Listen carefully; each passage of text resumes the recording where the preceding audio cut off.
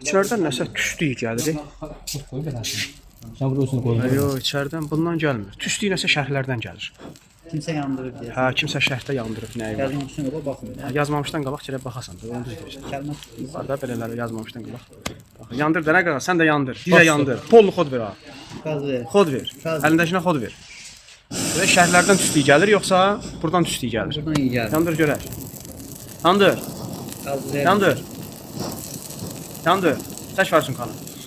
Hə, yox, şərhdən tüstü gəlirmiş, buradan yox. Mağazaya istiflat. Yanğın priz bası ilə yanaşsaq, bu sizin əyninizdə olan paltar. Baxın. Amanın günüdür, ha, əynibə paltar alma. Yaxşı mı? Görsənmi yanır.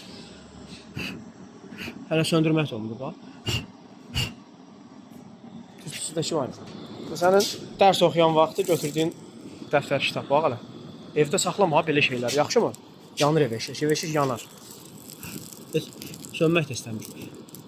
Kağız yanmadı. Ev eşikdən o dəftər kitabı yığışdır qaqa. Yaxşı mı? Çünki yanacaq ev eşik. Yəni bu düşüncə problemidir. Bu real bir problem deyil. Diqqət elə, kağız üzərində yanır. Köpüyün heç hal da dəyişmir. Qoy yansın qutarsın, qoy yansın qutarsın. Gördün mü? Altdakı da köpük var. Kağız yandı qutardı. Paltar hələ tüstülüyür. Bunu 50 dəfə yandırmışıq. Yəni problem düşüncədə, problem yanğında deyil. Elə olsa gərək yaşamayasan. Tunc dövründə mağaraya getsən yaşa.